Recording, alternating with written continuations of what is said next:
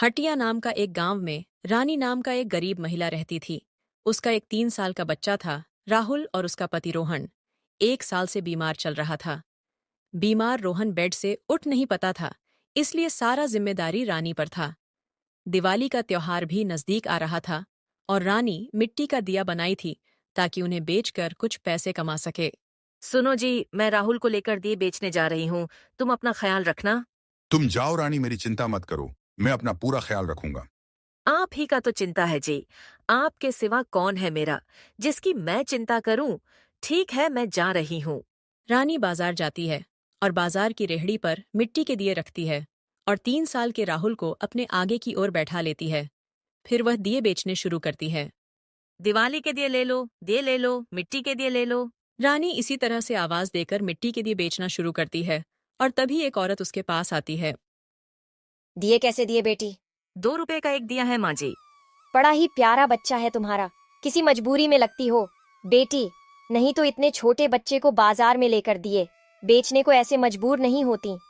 उस औरत की बात सुनकर रानी की आंखें भर आती हैं और वह उसे अपने घर के हालात को बताती है। रानी की इस दुख भरी बातें सुनकर वह औरत रानी को हिम्मत देते हुए कहती है, हिम्मत रखो बेटी, दुख तकलीफ सबके जीवन में आती है। आज दुख है तो कल सुख भी आएगा। भगवान करे तुम्हारा बीमार पति बहुत जल्द ही ठीक हो जाए। भगवान करे आपकी बातें सच हो माँ जी। और वह औरत दे खरीद कर अपने रास्ते चली जाती है। और तभी रानी का बेटा रोने लगता है। तभी रानी राहुल को दूध पिलाने लगती है।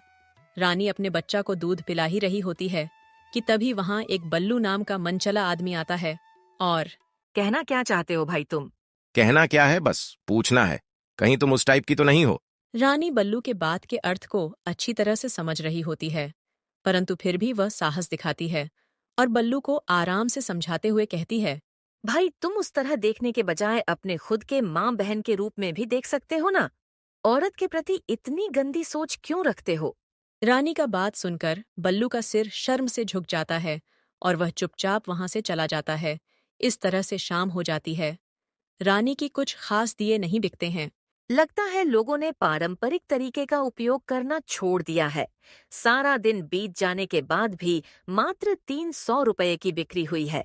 भला इतना में क्या होगा? उस दिन के बाद रानी रोज निराश होकर घर वापस आती थी।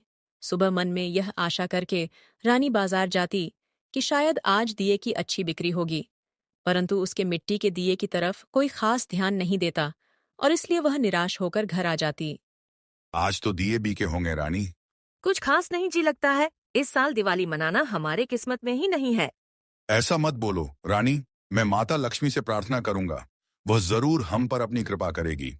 अगले ही दिन दिवाली का दिन था और उस दिन रानी दिए बेचने के लिए बाजार में जाने के बजाय गांव-गांव जाकर दिए बेचने का निर्णय करती है। रानी पहले की तरह राहुल को अपने साथ लेकर गांव के गली-गली में दिए बेचने के लिए शुरू करती है। ये दिए वाली जरा दिखा तो कैसे दिए बेच रही है। रानी उसे दिए दिखाती है। दिए तो बड़ी सुंदर बनाए हैं। तुमने क्या दाम रखा है इस दिए का? 40 रुपए प्रति भाव के दर्जन से बेच रही हो बहन। बोलिए कितने दिए दे दूं? बड़ी महंगे हैं, परंतु कोई नहीं, पूरे 5 दर्जन दे दो। ठीक है बहन, अभी देती हूँ।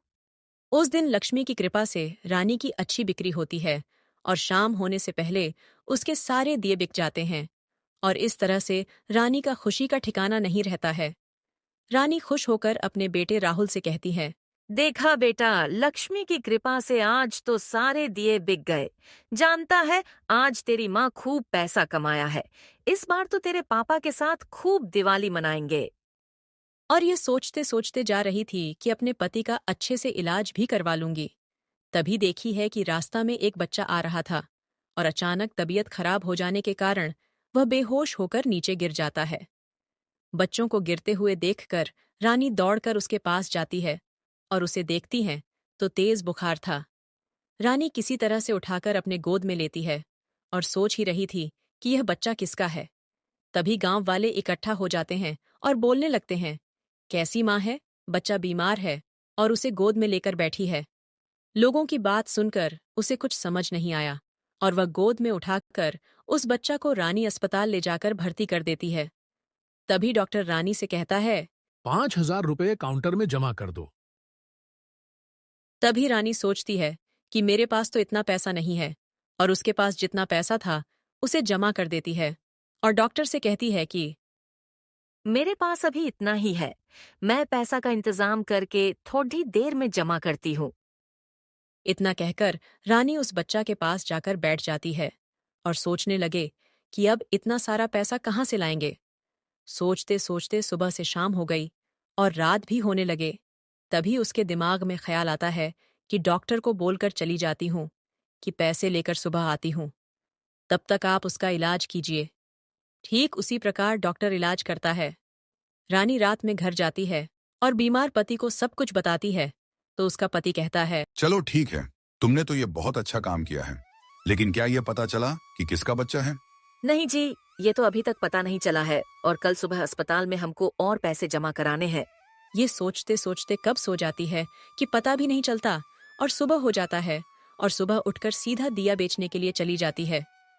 रानी दिए बेचते हुए बाजार में गुजर रही थी, तभी उस बच्चे को खोजते हुए माँ बाप से मिल जाती है। उस बच्चे का फोटो देखती है और कहती है, इस बच्चे का फोटो लेकर क्यों घूम रहे हो और यह बच्चा आप लोग का कौन है? यह हमारा बेटा है और कल से घर नहीं लौटा है। घर से बोलकर निकला था खेलने जा रहा हूँ और अभी तक घर नहीं आया है। क्या आपने इस बच्चे को कहीं देखा है बहन? तभी रानी कहती है, हाँ बहन, आप लोग रोइए मत, मेरे साथ चलिए। आप लोग का बच्चा अस्पताल में है और मैं उसे इलाज करने के लिए भर्ती कर दी हूँ। तभी उस बच्चे की माँ कहती है, कहाँ है मेरा बेटा? जल्दी से ले चलो मुझे उसके पास। रानी दोनों को अस्पताल लेकर पहुंचती है। तब तक बच्चा होश में आ चुका था और अपने माँ बाप को देखकर बच्चा खुश हो जाता है।